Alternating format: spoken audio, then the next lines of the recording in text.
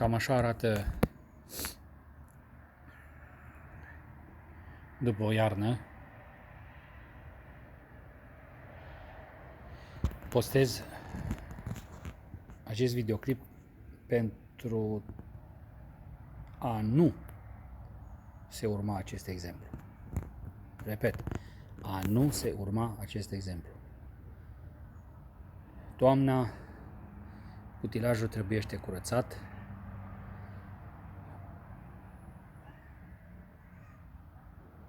Aparatul de tăiere demontat și curățat și ținut la loc uscat. Altfel, iată, o ruginire, da?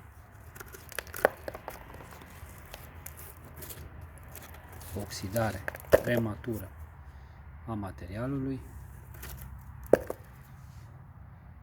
Deci acest tractoraș împlinește un an, da? Fiind februarie 2023. Deci eu l-am achiziționat undeva în ianuarie 2022. Am avut nesăbuința să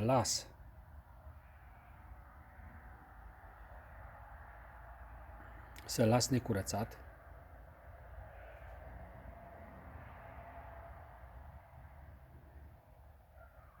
și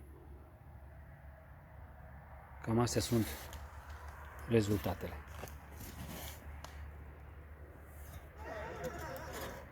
Da? Iată, o oxidare, rugină, care în mod normal n-ar avea ce căuta aici. Și plus că la prima sau a doua curățare, nu mai rețin exact, am avut din nou proasta inspirație sau nesăbuință, să folosesc din nou acest cuvânt, să utilizez o sculă electrică la curățare. Ceea ce a dus la șlefuirea, uzura prematură a vopselei, se vede. Deci, încă o dată spun, postez acest filmuleț pentru toți aceia care dețin tractorașe, care dețin scule, pe care apoi le folosesc în timpul verii sau sezonier, apoi le depozitează, să nu facă ceea ce am făcut eu. Da? Deci,